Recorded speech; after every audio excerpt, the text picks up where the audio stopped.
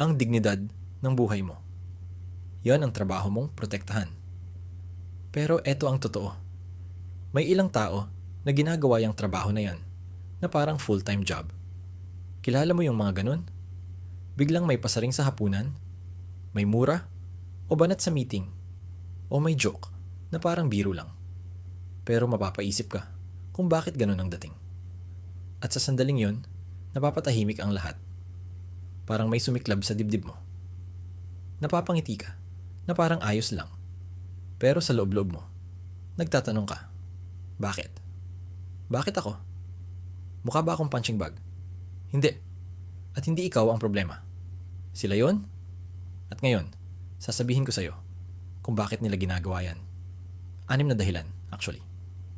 Pero mas mahalaga, ipapaliwanag ko paano ka matutulungan ng Stoicism. Oo, yun mismong sinaunang kaalaman ng mga taong nakatoga para makaangat ka dito. Walang sigawan, walang balak na gumante. Nakakainggan nyo. Pero hindi. Kalma lang. Malinaw ang isip at matatag na respeto sa sarili. Kaya kung sawa ka ng laging lunukin ang pride mo at handa ka ng tumindig, mag-comment ng yes, i-subscribe, itap yung bell, at tara, simulan na natin.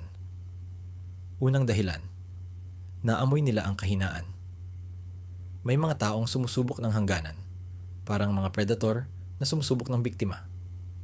Hindi nila tinatapat sa harapan. Pinagmamasdan ka muna. Naghihintay. At oras na makaramdam sila ng pag-alinlangan, oras na makita nilang nagdududa ka sa halaga mo, dun sila lumalapit. Tinatarget nila yung masakit. Minsan, sa isang comment na parang, wala lang. Minsan sa isang joke, na mas malalim pala ang tama kaysa aaminin mo. At pag pinalampas mo, pag nanahimik ka lang doon, pinapanggap mong okay lang. Iniimbitahan mong ulitin pa nila. Hindi sila titigil ng kusa. Titigil lang sila kapag pinakita mong hindi ka pala yung tao na inaakala nila. Naaalala ko noon, nung nagsisimula pa lang ako sa trabaho, may boss akong matalas magsalita. Hindi yung nakakatawa. Yung masakit, yung hinahanap yung insecurities mo, at pinipisil na parang pasa na. Akala mong natago mo na. Sa mga meeting, bigla na lang siyang magbato ng, baka naman medyo mataas pa ito para sa'yo. O, mamaya ka na lang humabol. Lagi nga may kasamang pilyong ngisi. Noong una, tawa lang ako kasi lahat ganun din. Sinasabi ko sa sarili kong, huwag masyadong damdamin. Pero nadadala pa rin ako. At ito ang totoo. Sa tuwing wala akong sinasabi, sa bawat pagpapalampas ko, lumalala. Kasi yung mga ganong tao, hindi yun aksidente. Plano nila yun. Tinatansya kung hanggang saan mo kakayanin. At pag pinakita mong okay lang sa'yo ang bastos, tinuturuan mo sila na ituloy-tuloy pa. Dito papasok ang Stoicism. Hindi ito tungkol sa pagiging manhid o kunwari walang pakialam. Yun ang maling akala ng marami. Ang Stoicism ay ang pag-alam kung saan tunay ang kapangyarihan mo. Sabi ni Marcus Aurelius, may kapangyarihan ka sa isipan mo, hindi sa mga nangyayari sa paligid. Hindi mo kayang pigilan kung may bastos o nang mamaliit. Hindi mo mapipigilang may manlait sa'yo. Pero ikaw ang magpapasya kung magtatagumpay sila. Ikaw ang magdedesisyon kung papakawalan mong maghuhugis ang mga salita nila ng realidad mo o tatanggi ka. Ito ang masakit, pero totoo. Kung hindi mo rerespetuhin ang sarili mo, walang gagawa nun para sa'yo. Kapag pinayagan mong maipahiya ka, malamang mauulit. Hindi dahil deserve mo, kundi dahil pinakita mong okay lang sa'yo. Nakaprograma tayong mga tao na sumubok ng hierarchy. Lahat, sinasadya man o hindi. May mga tao talagang nagtetest kung hanggang saan ka lang. At kung wala kang hangganan, iisipin nila, pwede ka lang tapakan. Hindi naman laging masama ang hangarin nila. Minsan, nakakita lang ng oportunidad. At susuungin nila yan hanggang ipakitang mo na tapos ka na. Ang natutunan ko, at sana maunawaan mo rin, hindi lagi dapat sigawan o gulo ang pagpaninindigan sa sarili. Hindi yan palaging away o pagsagot. Minsan, tahimik at malinaw na pagpapakita ng hangganan mo. Yung hindi ka tatawa sa joke na ikaw ang punchline. Titigan mo sa mata, hayaan mo ang katahimikan na magsalita. Lumabas ka sa silid kung saan hindi ka nire-respeto. Hindi na kailangan ng explanation. Or sorry. Yan ang lakas ng stoicism. Hindi dahil walang emosyon, kundi dahil disiplinado ka. Dapat ikaw ang magprotektahan sa dangal mo. Hindi dahil gagawin ng ibang tao yun. Dahil sa'yo yan. At pag ginawa mo, may magbabago. Mararamdaman ng tao. Yung dating nananantsing, biglang mag-aalangan. Madalas, umaalis na lang sila kasi naghahanap sila ng madaling target. At hindi ka na yun. Hindi mo kailangang magpaliwanag. Hindi mo kailangang i-justify ang boundaries mo. Ang kailangan mo lang, panindigan mo. At ito ang pinakamalalim na leksyon. Ang pinakamalaking respeto na makukuha mo kapag tumindig ka, hindi lang mula sa iba, kundi mula sa sarili mo. Magsisimula kang maniwala sa lakas mo. Magtitiwala ka na kaya mong harapin anuman ang dumating. Hindi dahil kinokontrol mo mundo, kundi dahil marunong ka tumugon ng tama. Yun ang binibigay sa iyo ng stoicism. Hindi panangga na pagtatago, pero armor para maglakad sa buhay na matuwid, matatag, at buo ang dignidad. Dahilan numero 2. Gusto nilang magkontrol.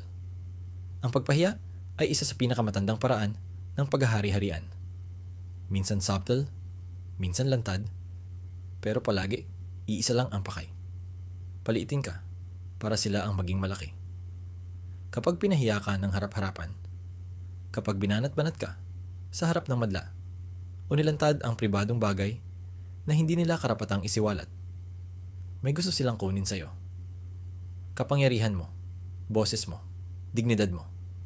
Gusto nilang makita kang lumiliit kasi pag lumit ka, mas mataas sila.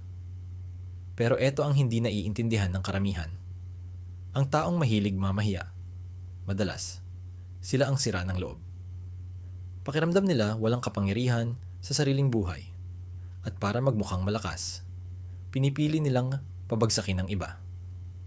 Naalala ko noon, may katrabaho akong laging may paraan para ilagay lahat sa lugar nila, laging may patawa na akala mo okay lang. Isang hapon, sa team meeting, nagpresent ako ng ideyang pinagpaguran ko ng linggo. Agad niya akong sinigundahan ng sarcastic comment, napatawa niya yung iba. Kahit halatang awkward. Hindi lang yung words ang masakit eh. Timing, precision, parang hinugis talaga para magduda ka sa sarili mo. At sa isang iglap, naramdaman kong namumula ako. Naramdaman kong gusto kong ipaliwanag bakit maganda yung idea ko. Bakit karapat dapat akong nandun. Pero hindi ko ginawa. Kasi may boses sa loob. Instinct siguro.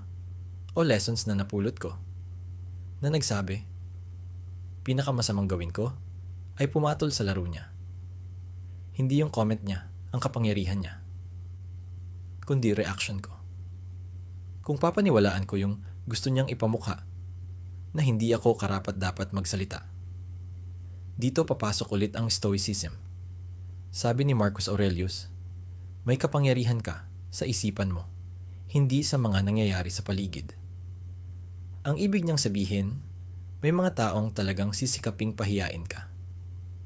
May magsasalita ng masasakit, minsan harap-harapan, minsan patago.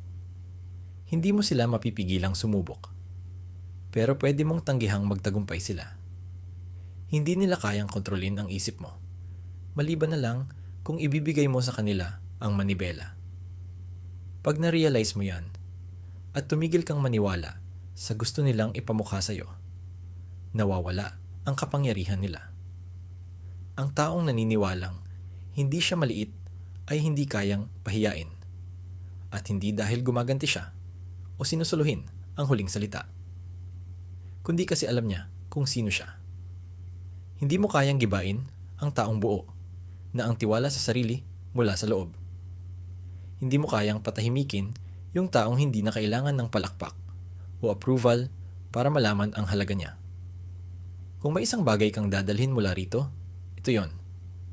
Ang kahihiyan ay gumagana lang kapag nakumbinsi ka ng iba na deserve mo yon. Hindi mo deserve at hindi mo kailanman deserve. Yung mga umaasa sa pagpahiya bilang sandata, sila mismo ang nagpapakilala kung anong klase sila. Pero ikaw, sa reaksyon mo, ipapakita mo kung sino ka talaga. At kapag pinili mo ang kalinawan kaysa kalituhan, dignidad kaysa depensa, at mastery sa isip mo kaysa pagpadala sa kanila, mapapansin mong mawawalan sila ng gana. Hindi ka biktima. Hindi ka maliit. Isa kang taong hindi kayang kontrolin ng iba dahil kontrolado mo ang sarili mo. Yan ang lakas ng Stoicism. Hindi siya panangga sa masasakit na salita, pero mindset na sobrang tibay at linaw, na parang hangin lang dumadaan ang masasakit na salita. Kasi wala kang binibigay na bigat. Ikatlong dahilan, naiinggit sila sa'yo. Ito siguro ang pinakamasakit tanggapin, pero kailangan mong marinig. Minsan, kaya ka pinapahiya ng iba, hindi dahil may mali sa'yo, kundi dahil may malalim silang kulang sa sarili. Yung lakas mo, ugali mo, tagumpay mo, yun mismo ang dahilan kung bakit sila parang balisa. Kapag matatag ka, o tahimik lang pero confident, o namumuhay ayon sa prinsipyo na matagal na nilang tinalikuran, napipilitan silang harapin lahat ng wala sila. At imbes na tumindig para tugunan yun, mas pinipili nilang pababain ka. Hindi para itama ka, kundi para papalabasin na wala silang kailangang baguhin pa. Yan ang tinatawag ng mga psychologist na malicious envy. Mas madilim, mas mapanirang anyo ng inggit na nararanasan naman talaga ng lahat. Sabi ng mga pag-aaral, kadalasang kasabay ng malicious envy, lumilitaw yung tinatawag na schadenfreude. Yung kakaibang kasiyahan na nararamdaman nila kapag nagkamali o nadapa yung taong kinaiinggitan nila.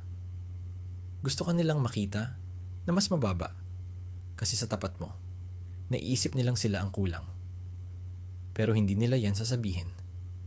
Ang gagawin nila, hahanapan ka ng paraan para maliitin, pahiyain, o siraan ka sa harap ng iba. Hindi dahil mahina ka, kundi dahil alam nilang hindi ka mahina. Sabi ni Seneca, hindi yung taong kulang ang mahirap, kundi yung taong laging may gusto pa. Kahit anong meron ng isang tao, pwede pa ring mabuhay sa gutom kung kaluluwa niya ay walang kapayapaan. Kaya sinusugod nila ang iba para matakpan ang kakulangan sa sarili. Pinaliliit nila ang kinaiinggitan nila dahil mas madali palumpo ng ibang ilaw kaysa hanapin ang sarili nilang liwanag. Pag naintindihan mo to, may napapago sa loob mo. Yung hiya na naramdaman mo dati, nagiging parang bula. Hindi mo na iniisip na may mali sa'yo. Hindi mo na kailangang bitbitin ang sama ng loob na hindi naman talaga sa'yo. At kung tutuusin, mararamdaman mo ang awa. Hindi yung pababa o nakakainsulto, kundi yung malinaw, kalmadong pag-unawa na may mga sariling laban silang dinadala na wala kang kinalaman. Tinuturo ng Stoicism na hindi natin hawak ang kilos ng iba. Pero hawak natin kung ano ang ibig sabihin ng mga ginagawa nila sa atin. At kapag may nangyuyang gustong pahiyain ka dahil naiinggit sila, hindi ka uurong. Hindi mo kinakailangang paliitin ang sarili mo para gumaan ang pakiramdam nila.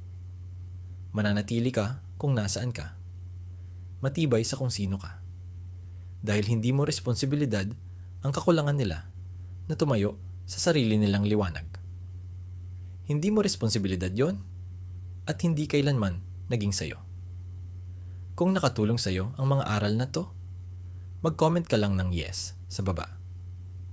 Mahalaga ang opinyon mo. Gusto kong marinig mula sayo. Pang-apat, hindi ka pa nagtatakda ng hangganan. Kung hindi mo linawin kung ano ang kaya at hindi mo kayang tanggapin, susubukan ka ng tao. Hindi naman laging masama ang intensyon nila. Sa una, hindi pa. Natural kasi sa tao ang mag-push ng boundaries. Minsan sinadya. Minsan hindi rin nila namamalayan. Gusto lang nila malaman kung nasaan ang guhit. At kung hindi nila makita yung linya mo, iisipin nilang wala namang hangganan. Kaya tuloy-tuloy lang sila. Isang biro na ikaw ang bukang bibig dito, papetik-petik, na hindi ka iginagalang doon. At dahil tahimik ka lang, dahil sinasabi mong hindi ka na mauubusan ng pasensya, o ayaw mo ng gulo, hinahayaan mo. Paunti-unti, mas malaki na ang espasyong inuukupan nila sa buhay mo. Hanggang dumating ang araw, mapapansin mong wala ka na sa sarili mong lugar. Parang di na ikaw ang may-ari ng espasyong iyon. Yung mga dati mong akala, yung respeto, oras, at damdamin mo na dapat malinaw at mahalaga. Hindi na yun ang batayan ng relasyon ninyong dalawa. Normal na yung kawalang galang.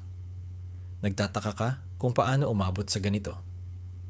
Pero kung totoo ka, nagsimula yon noong hindi mo sinabi na tama na. Ito ang dahilan kung bakit nagbabala si Epictetus. Kung gusto mong umunlad, matutong makontento na isipin ng iba kang hangal o tanga. Medyo matindi pakinggan, pero totoo yun. Iwasang maging komportable lang dahil tahimik ka. Malinaw ang stoicism. Madalas, may kapalit na social cost ang pagtatakda ng boundaries. Baka hindi ka maintindihan ng iba. Maaring maisip nilang, ang hirap mo makasama. Suplado ka, mayabang, lalo na yung mga sanay na makinabang sa pananahimik mo. Pero kung gusto mo ng katahimikan, di mo palaging makukuha ang approval ng iba. Hindi pwedeng sabay na makuha ang dalawa. Itinuro ng Stoicism na ang tunay na kapayapaan ay hindi kawalan ng gulo, kundi ang disiplina sa sarili. Ang kapayapaan ay yung alam mo ang posisyon mo at hindi ka natitinag roon kahit ikaw na lang mag-isa. Tingnan mo si Oprah Winfrey. Sa simula ng karera niya, bata pa siyang reporter sa isang TV station sa Baltimore. Sinabihan siyang hindi siya bagay sa TV. Kinwestiyon siya ng mga producer niya. Hitsura, timbang, hanggang sa paraan niyang magsalita. May pressure na magbago siya. Sukatin ang sarili sa pamantayan na sila mismo ang gumawa. Madaling magpatalo, ayusin ang sarili base sa sabi-sabi nila. Pero pinili niyang iguhit ang linya. Tumanggi siyang baguhin ang sarili para lang makuha ang approval ng mga taong hindi nakakakita sa tunay niyang halaga. Sa huli, tinanggal siya sa trabaho. Baka para sa iba, patunay yun na mali siya. Pero para kay Oprah, hindi. Nauunawaan ni Oprah ang sinasabi ni Epictetus. Minsan, kailangan mong tanggapin na isiping tanga o matigas ang ulo mo. Sumugal na marireject ka para lang panindigan ang prinsipyo mo. Alam na natin kung saan nauwi ang kwento niya. Nagtayo si Oprah ng imperyo na nakaugat sa authenticity, empathy, at paggalang sa sarili. Siya ngayon ang isa sa pinaka-nire-respeto at pinaka-maimpluwensya sa mundo. Hindi dahil pumayag siyang magpabago para lang umangkop sa standard ng iba, kundi dahil pinanindigan niya kung sino siya pag pinakamahalaga. Yan ang buod ng Stoicism. Hindi mo itinatakda ang boundaries mo para mas gustuhin ka ng iba. Ginagawa mo yon dahil iginagalang mo ang sarili mo. At kapag ginawa mo ito, kalmado at consistent, matutong rumespeto ang iba o aalis sila. Kahit anong maging resulta, payapa ka pa rin. Hindi ito madali. Kailangan mong tanggapin na bibilangin kang mahirap kausap o tanga para lang itaguyod ang prinsipyo mo. Lalo na ng mga taong sanay magpakasasa sa pananahimik mo. Madalas, dignidad ay nangangailangan ng kalungkutan. Pero yung kalungkutan na yon, nagpapalakas, hindi nagpapahina. At pag nanggaling ka sa ganoong lugar, narespeto mo ang sarili mo, at yun ang pundasyon mo. Susunod ang mundo. Yung mga natira alam na nila hangganan nila. Yung hindi kaya, wala ka nang pakialam. Panglima, naghahanap sila ng audience. Bihira ang pagpapahiya na nangyayari ng pribado. Nabubuhay ito sa may mga nakakita. Madalas, ang mahina, nagsasama ng iba. Hindi para damayan, kundi gawing tahimik, nakakutsaba sa ginagawang kasamaan. Kailangan nila ng audience para bigyan ng bigat ang aksyon nila. Dahil kung wala, ramdam nila na walang saysay ang kapangyarihan nila. Alam mo tong eksenang to. Siguro sa meeting room, biglang binara ng boss ang coworker nyo. Hindi dahil nagkamali, kundi para ipaalala kung sino ang boss. O kaya sa eskwela, sabay-sabay inapi ang isang tahimik na bata. Hindi naman dahil may kasalanan siya, kundi madali siyang gawing target. Hindi pinipili ang pinapahiya dahil mahina siya, kundi dahil mag-isa lang siya. Ganun gumana ang mga bully. Hahanapin nila ang nakatayo ng mag-isa at titingnan kung mapaluhod nila. Mas pinapalala pa ng kumpol ng tao. May hindi komportableng katotohanan sa ugali ng tao. Mas madaling manipulahin ang marami. Sabi ng psikolohiya, de-individuation ang tawag doon. Yung pag nawawala ang personal na pananagutan kapag kasama ka sa crowd. Tatawa kahit ayaw mo, mananahimik kahit kailangan mo magsalita dahil natatakot ka na baka ikaw na ang sunod gawing target. Alam nang nagpapahiya yan, umaasa sila doon. Nagiging parang performance na lang ang kalupitan nila. Ginagawang libangan ang kahihiyan ng iba para maaliw yung mga takot tumulong. Pero kung tutuusin, ang inaakala nilang lakas, kahinaan na pala. Ang taong kailangan pang maghakot ng madla para manghiya ng iba, pinapakita na kung anong klaseng tao sila. Hindi nila kayang tumayo mag-isa. Tingnan mo si Marcus Aurelius, emperador ng Roma. Isa sa pinakamakapangyarihang tao sa kasaysayan. Paligiran ng mga senador, general, at advisor na yumuyuko sa harap niya. Pero sumikat siya dahil sa kababaang loob at pagpipigil sa sarili. Hindi siya nagmaliit o nang insulto para lang ipakita kung gaano siya kalakas. Binabalikan niya lagi sa sarili. Ang opinyon ng 10,000 tao ay walang halaga kung wala naman silang alam sa paksa. Alam ni Marcus Aurelius na hindi karapat-dapat pakinggan ang crowd. Madalas ay pabago-bago, hungkag, at minsay dala ng takot, hindi karunungan. Hindi mo kailangang aprubahan ng marami para maging malakas. Dito may aral. Kung may magpahiya sa'yo sa harap ng madla, pinakamalakas nilang sandata ay hindi ang salita, kundi ang reaksyon ng crowd. Gusto nilang maramdaman mong mag-isa ka. Paniwalain kang talo ka na dahil sa tawanan at pananahimik ng iba. Pero hungkag ang tawanan nila. Takot ang pananahimik nila. At wala kang utang sa kanila. Walang paliwanag, depensa, o kahit anong parte ng sarili mo. Tinuturo ng Stoic na lakas na tumayong, may dignidad, kahit napapalibutan ng mga duwag. Handang mag-isa kaysa sumabay sa lahat. Naiintindihan na ang mga taong kailangan ng audience para maramdaman ang kapangyarihan. Hindi talaga sila malakas, gaya ng inaakala mo. At higit sa lahat, hindi mo kailangan ng audience para malaman ang halaga mo. Hindi mo kailangan ng approval ng mga pumapalakpak sa may pinakamalakas na sigaw. Ang kailangan mo lang, sariling malinaw na isipan, linaw kung ano ang tama at mali, at disiplina para panindigan ang sarili. Kahit parang ang buong mundo ay nananabik kang bumagsak. Yan ang puso ng Stoicism. At doon naninirahan ang totoong lakas. Not sa palakpakan, hindi sa takot ng iba, kundi sa tahimik. Matatag na dignidad ng taong hindi papayag lumiliit dahil lang sa ingay ng karamihan. Kung tumagos sa'yo ang mga narinig mo, ilike mo itong video at huwag kalimutang mag-subscribe dahil tuwing nakakadiskubre ako ng bagong pananaw sa buhay, gusto ko ikaw ang unang makaalam. Pang-anim, alam nilang hindi mo alam ang sarili mong halaga.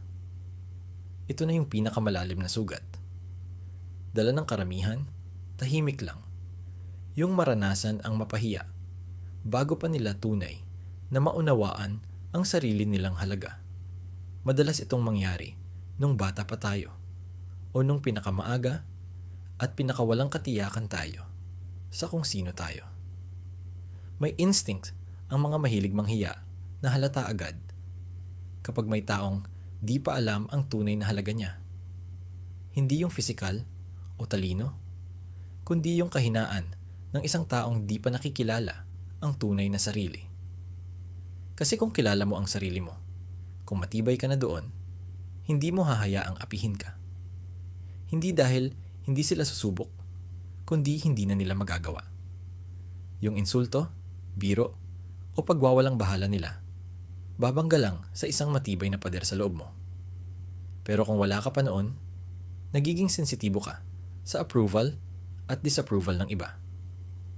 Nagpapabago-bago ka, depende sa opinyon ng iba, dahil hindi mo pa alam kung saan ka mismo talaga maninindigan. Sabi ni Epictetus, walang malayang tao kung hindi niya hawak ang sarili niya. Sulitin mong basahin yan ng 2 beses. Madalas akala ng marami, galing sa sirkunstansya, status, pera, o reputasyon ang kalayaan. Pero ang totoong kalayaan, nagsisimula sa self-mastery. At ang self-mastery, nag-uumpisa sa pagkakakilala kung sino ka talaga. Kapag di mo kilala ang sarili mo, lahat ng bagay sa mundo, parang banta. Pero pag kilala mo na ang sarili mo, hindi ka matitinag. Hindi dahil arogante ka, kundi matahimik kang sigurado sa sarili mo. Tingnan mo si Eleanor Roosevelt. Noong bata pa siya, sobrang mahiyain siya. Galing siya sa pamilyang makapangyarihan, pero magulo. Ang nanay niya mismo ay lantarang kinukutya ang hitsura niya. Tinatawag siyang granny, kasi hindi raw siya kagandahan. Nawalan siya ng magulang, bago pa magbinata at pinalaki ng pamilya, na pilit pinaalala kung gaano siya kaiikli o kababa. Maaari sanang nilamon siya ng mga kahihiyan na yun at nagtago na lang habang buhay gaya ng inaasahan ng karamihan. Pero pinili niyang hindi. Dahan-dahan, sa pamamagitan ng edukasyon, trabaho, at sa sariling paninindigan, nabuo ang pagkatao niya na hindi na naagaw sa kanya ng iba. Bilang First Lady, matindi siyang binatikos. Sa publiko at sa pribado. Ang itsura niya, mga opinyon niya, ang pagiging aktibo niya. Palagi siyang pinagtatawanan at minamaliit ng mga taong natatakot sa babaeng lumalabas sa nakagisnang role na itinakda ng lipunan. Pero natapos na niya ang pinakamahirap na hakbang, ang magpasya kung sino talaga siya. Dahil doon, lahat ng pang-iinsultong ibinato sa kanya, hindi talaga kumakapit. Patuloy siyang lumaban para sa karapatang pantao, para sa hustisya, para sa kabutihan. Hindi dahil gusto ng mga tao, kundi dahil alam niyang iyon ang tama. Iyan mismo ang itinuturo ng Stoicism. Wala talagang makakahiya sa iyo nang wala ang iyong pahintulot. Sabi nga ni Epictetus, ang tunay na kalayaan ay ang pagkakaroon ng ganap na kontrol sa sarili mo. Hindi mo ito makukuha sa pakikipagaway sa bawat pambabastos o pagsusunog ng oras sa bawat nambabatikos. Makukuha mo ito kapag di mo hinahayaan na kontrolin ka nila o baguhin ang tingin mo sa sarili mo. Kapag alam mo ang halaga mo, nawawalan ng saysay ang mga insulto. Hangin na lang ang mga biro.